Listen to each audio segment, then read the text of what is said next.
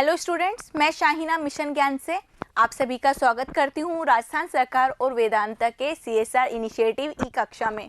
बच्चों, आज हम पढ़ेंगे क्लास 12th का चैप्टर 13 जिसका नाम है बीमा। इस चैप्टर का एक वीडियो ऑलरेडी तैयार हो चुका है। उसके अंदर हमने बीमा से रिलेटेड शब्दावली पढ़ी थी। आज का जो वीडियो है, जो कि वीडियो नंबर 2 है, उसके अंदर हम बीमा की अलग अलग डेफिनेशन पढ़ेंगे, उनकी परिभाषाएं पढ़ेंगे। तो बच्चों, कॉपी पेन निकालिए और नोट्स बनाने के लिए तैयार हो जाइए। सबसे पहले मैं आपको बता देती हूँ कि संसार में अलग अलग व्यक्ति होते हैं और अलग अलग व्यक्तियों का नज़रिया, उनका दृष्टिकोण अलग अलग होता है। तो इस तरीके से जो बीमा की जो डेफिनेशन है वो एक नहीं होगी। इस बीमा की जो डेफिनेशन को हम 3 पार्ट में डिवाइड करेंगे और ये जो 3 पार्ट हैं वो सामान्य परिभाषाएं, दूसरा पार्ट में हम पढ़ेंगे कार्यात्मक परिभाषाएं और तीसरे पार्ट के अंदर हम पढ़ेंगे वैधानिक परिभाषाएं या अनुबंधात्मक परिभाषाएं। ठीक है बच्चों, तो जो पूरी डेफिनेशन है बीमा की कि इंश्योरेंस होता क्या है, उसका सिंपल डेफिनेशन क्या है, उसको हम 3 पार्ट में डिवाइड करेंगे। सिंपल डेफिनेशन, सामान्य परिभाषाएं, दूसरा आपका होगा कार्यात्मक परिभाषाएं जो कि कार्य से रिलेटेड होंगी, और थर्ड होगा अनुबंधात्मक परिभाषाएं जो कि कॉन्ट्रैक्ट से रिलेटेड होंगी। तो बच्चों, कॉपी पेन निकालिए और देखिए कि ये जो परिभाषाएं हैं वो किस तरीके से हमने लिखवाई हैं। पहला पॉइंट देखिए, सामान्य परिभाषाएं। तो सामान्य परिभाषाएं मतलब हो गई सिंपल डेफिनेशन। ठीक है, अब सिंपल डेफिनेशन में हम क्या समझेंगे कि सामूहिक रूप से जोखिम उठाना क्या है, बीमा है। किसी व्यक्ति, किसी एकल व्यक्ति का या एकाकी व्यक्ति का जोखिम उठाना सभी व्यक्तियों के द्वारा, वो क्या होगा, इंश्योरेंस होगा। तो समझिए, सर विलियम बेवरिज के अनुसार सामूहिक रूप से जोखिम उठाना क्या है, इंश्योरेंस है। इस परिभाषा के अनुसार किसी एक व्यक्ति का जोखिम उठाना जो कि वह व्यक्ति अकेला वहन नहीं कर सकता, तो हम क्या करेंगे, मिलजुल कर उस व्यक्ति का जोखिम उठाएंगे और ये जो प्रक्रिया है इसे हम क्या बोल देंगे, इंश्योरेंस बोल देंगे।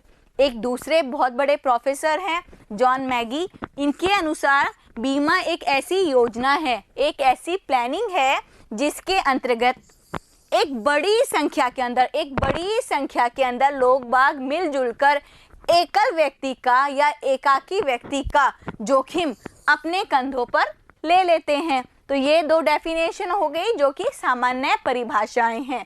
ठीक है, इसके अंदर दोनों डेफिनेशन में यही बोला गया है कि बड़ी संख्या में लोग एकल व्यक्ति का जोखिम उठाते हैं। ठीक है, दूसरा देखिए, कार्यात्मक परिभाषाएं।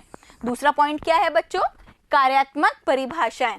ब्रिटानिका विश्वकोश के अनुसार बीमा एक ऐसा सामाजिक तरीका है जिसके द्वारा व्यक्तियों का एक बड़ा समूह क्या कर रहा है, समान अंशदान की व्यवस्था द्वारा समूह के सभी सदस्यों का कुछ सामान्य मापने योग्य आर्थिक हानि को कम या दूर करता है। तो क्या बोला गया है ब्रिटानिका विश्वकोश के अनुसार कि बीमा क्या है, एक ऐसा सामाजिक तरीका है जिसके अंदर बड़ी संख्या में जो व्यक्ति हैं वो इकट्ठे होते हैं और समान अंशदान का मतलब हो गया यहाँ पर प्रीमियम की व्यवस्था द्वारा सभी लोग जो कि उस समूह के अंदर हैं, उनकी जो हानि है या उसकी जो परेशानियां हैं, हानि बोल सकते हैं, या फ्यूचर में होने वाले जो रिस्क फैक्टर है उसको रिड्यूस करने का कार्य करा जाता है। ये किसकी डेफिनेशन हुई, ब्रिटानिका विश्वकोश के अनुसार। नेक्स्ट पॉइंट देखिए, federation of insurance institute Mumbai.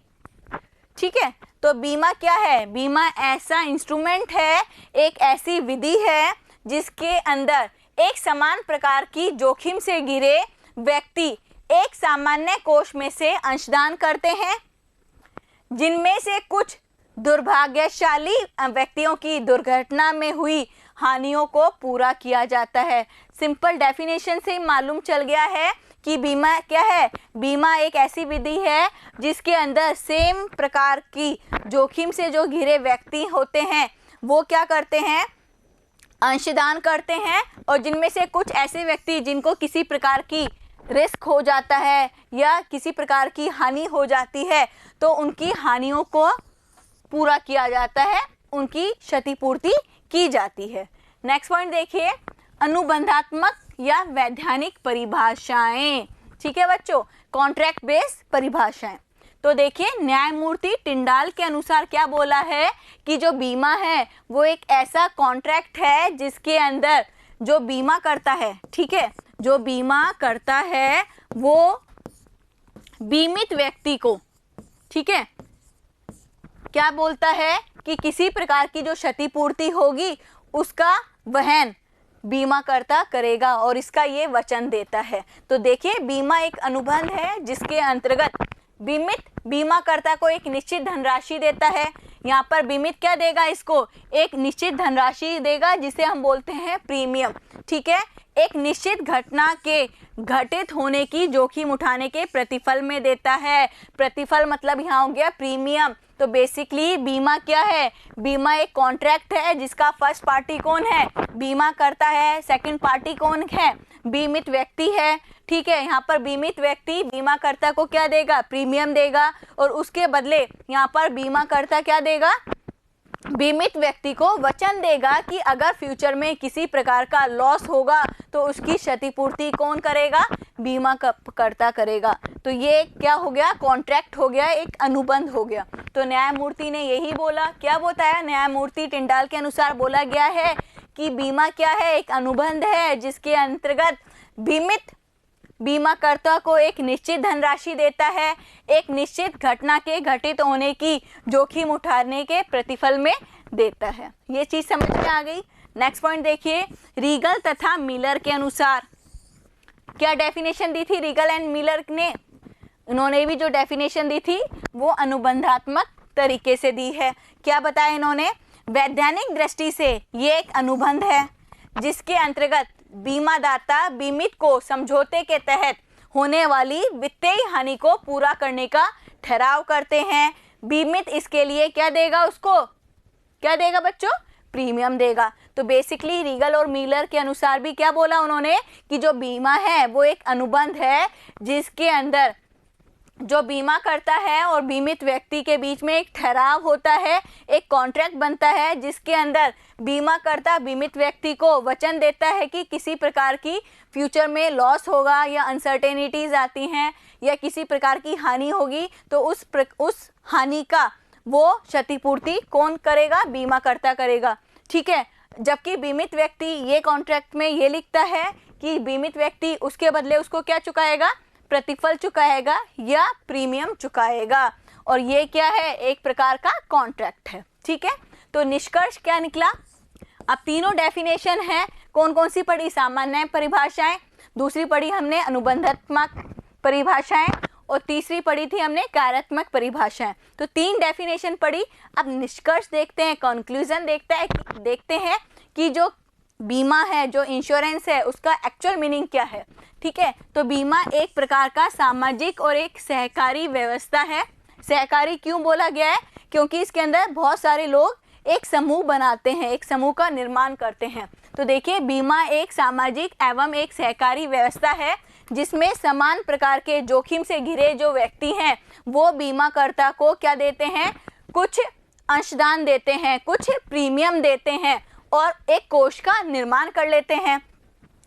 यहाँ पर जो बीमा करता है इस कोष से बीमित को एक बीमा पत्र लिख के देता है, एक कॉन्ट्रैक्ट लिख के देता है और इस कॉन्ट्रैक्ट में क्या लिखा हुआ होता है कि किसी प्रकार की घटना होती है, ऐसी घटना के घटित होने पर जो वास्तविक जो हानि होगी उस हानि का जो भुगतान कौन करेगा, बीमाकर्ता करेगा। तो यहाँ पर देखिए बीमाकर्ता इस कोष से बीमित को बीमा पत्र में उल्लेखित घटना के घटित बीमा पत्र में जो जिस प्रकार की हानि का उल्लेख किया गया है उस हानि का अगर घटित हो जाती है तो उस हानि के उल्लेखित घटना के घटित होने पर घटना से हुई वास्तविक हानि की राशि, ठीक है, अथवा पूर्व निर्धारित धनराशि को चुका देगा।